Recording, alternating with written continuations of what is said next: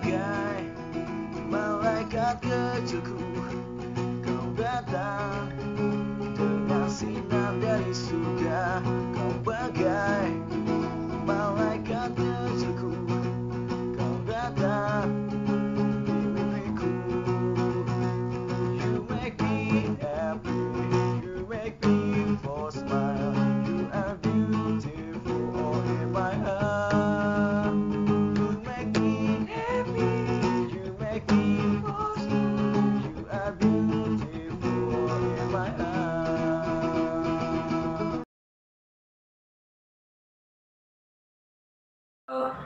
Salam bahagia untuk kita semua. Pastinya teman-teman, gimana nih kabarnya? Apakah bahagia hari ini? Bahagia itu dari dalam, bukan dari luar. Sekarang aku ingin menjelaskan tentang masuk ke dalam diri atau finding inner child. Di sini teman-teman, ada yang pernah bertemu dengan higher self-nya? Atau ada yang bisa merasakan kehadiran higher self-nya? Sebelumnya aku akan bercerita tentang kisah Mahabharata, yaitu tentang Dewa Ruci. Sebelum kita ke inti ceritanya, aku akan bercerita dulu. Teman-teman, dulu pada suatu hari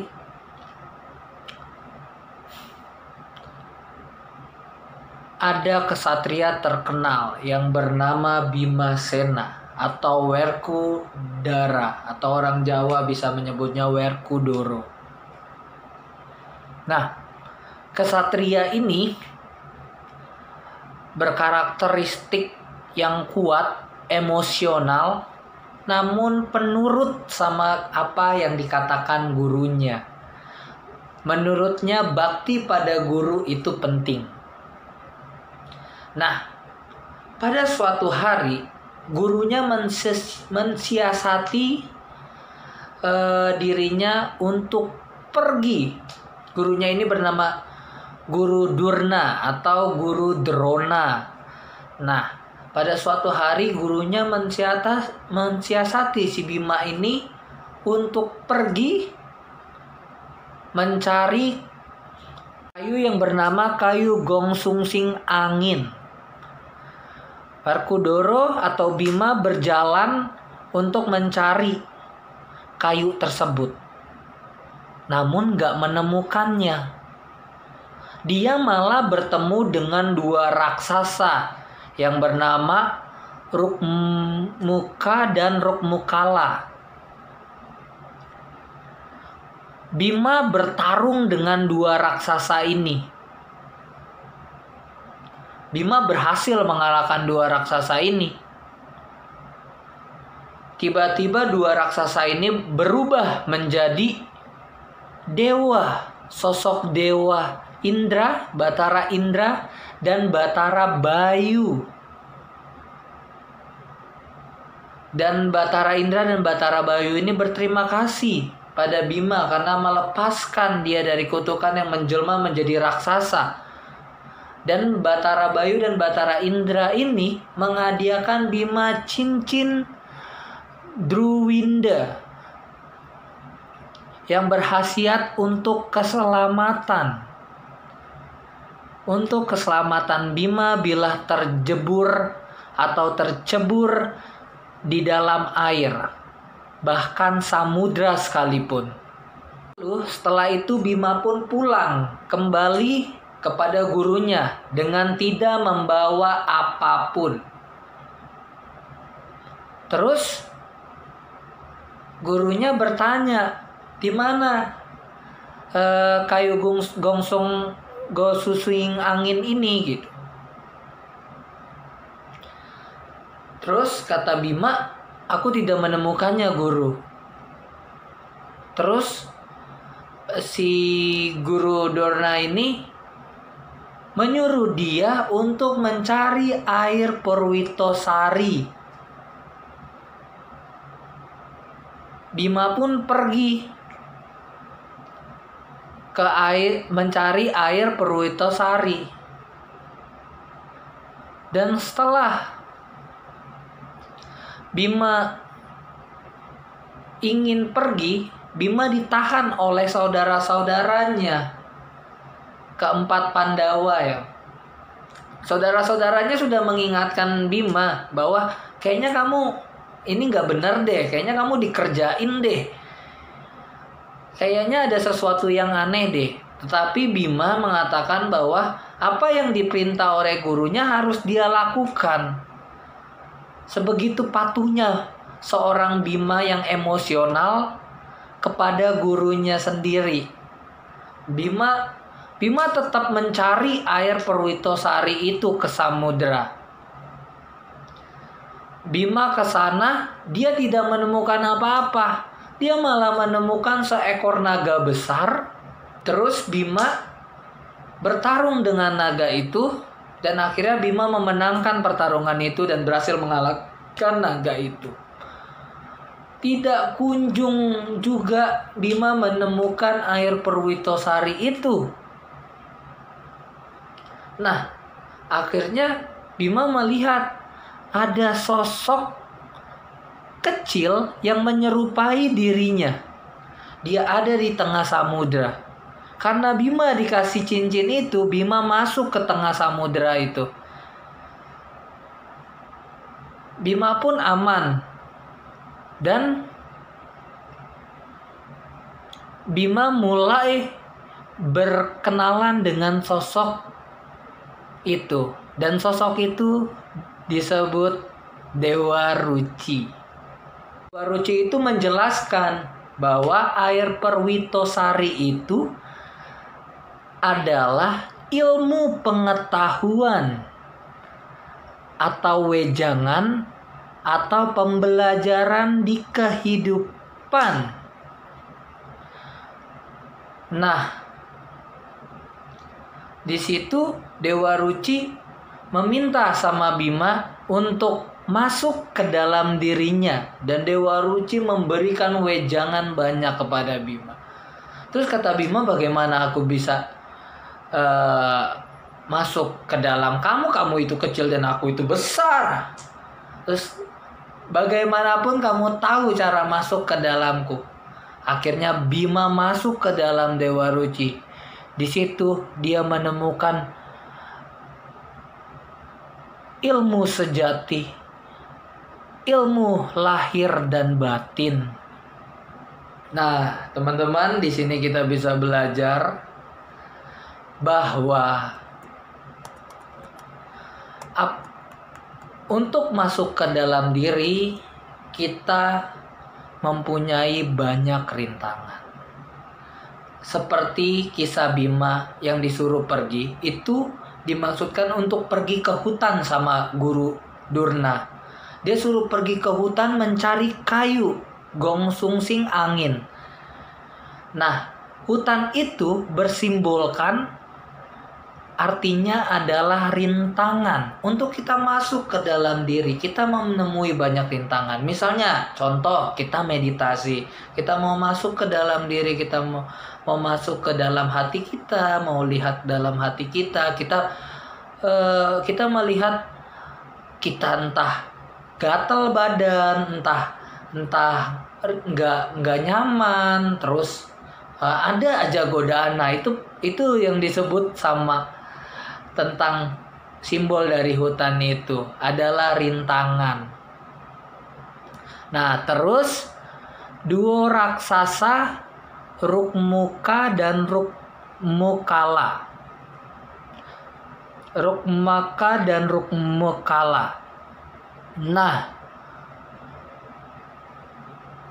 dua raksasa ini disebut adalah kemuktian dan kemuliaan. Yang berarti apa? Terkadang kita terjebak oleh materi, terjebak oleh pujian. Untuk masuk ke dalam diri, kita harus bisa mengalahkan itu. Kita harus bisa mengalahkan rintangannya, harus bisa mengalahkan pujian dan materi, kita coba lepaskan itu. Kita coba untuk lihat dulu sejenak, masuk ke dalam diri dulu.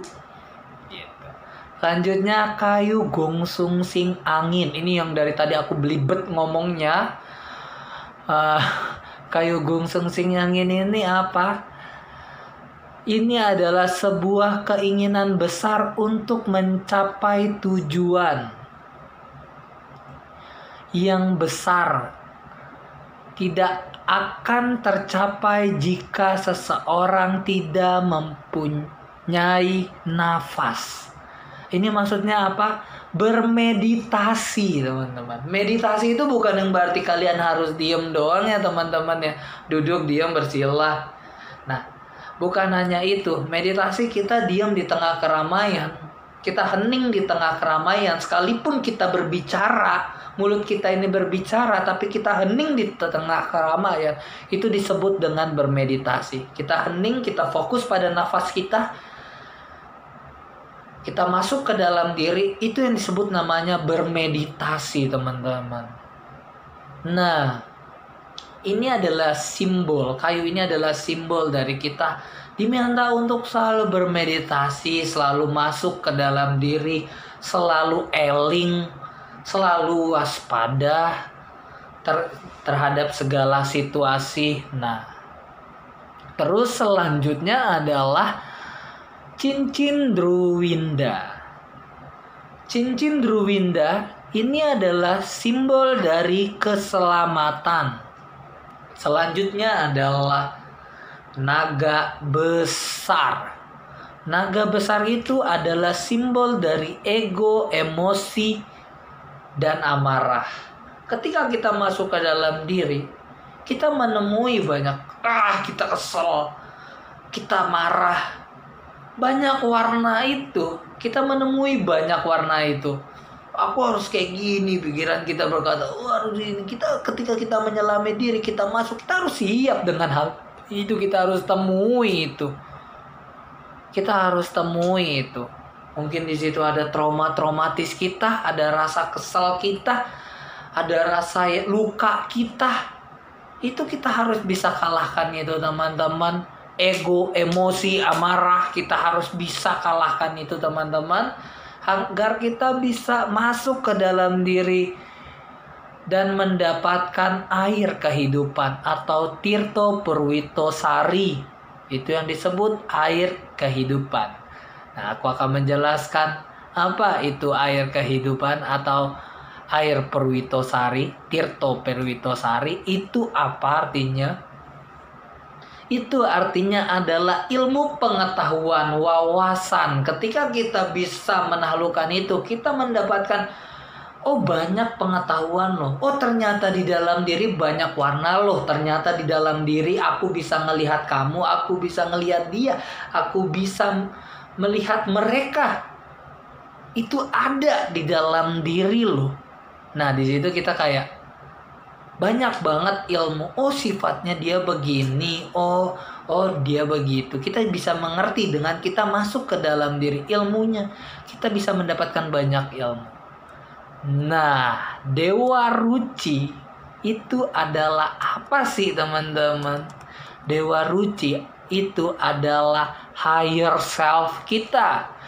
Guru sejati, cahaya Tuhan dalam diri yang nyata. Nah, disitulah ini yang disebut Dewa Ruci. Dia yang akan menuntun kita pada ilmu sejati. Kita jadi mengerti tentang ilmu di dalam diri. Bagaimana kita masuk ke dalam diri? Kuncinya ada di cinta tanpa syarat. Kita masuk ke dalam diri, kita nemuin luka, kita nemuin ego, kita nemuin banyak halangan. Kalau kita udah niat masuk, coba gunakan cinta tanpa syarat itu untuk dirimu sendiri dan masuk ke dalam itu. Dan terima semua luka egoismemu, kemarahanmu, amarahmu, kesedihanmu, traumamu, semua terima dulu dan masuk ke dalam diri. Gunakan cinta tanpa syarat itu, rangkul diri sendiri itu, dan disitulah kita bisa bertemu higher self kita. Kita bisa bertemu dengan Tuhan dalam diri kita, cahaya Tuhan dalam diri kita. Bahwa di sini aku menjelaskan bahwa doa tidak hanya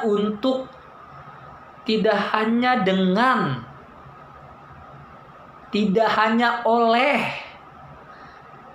ucapan saja, kata-kata saja, tapi doa juga merasakan kehadiran Tuhan. Doa juga mendengarkan semua perintah Tuhan. Itu bahwa ini yang disebut doa hening. Kita bisa bermeditasi. Ini yang disebut doa hening. Kita juga mendengarkan apa yang beliau mau. Kita merasakan kehadirannya.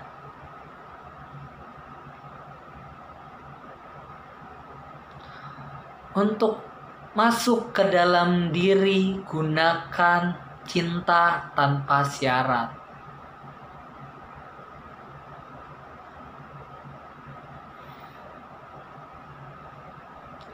Nah, sekian videoku kali ini tentang ke dalam diri. Semoga teman-teman berkenan mendengarkan cerita ini yang begitu cukup lama. Ambil yang baik ya teman-teman, buang yang buruk dari semua perkataanku. Jangan lupa like, comment, and subscribe. Dan jangan lupa juga share. Salam bahagia untuk kita semua.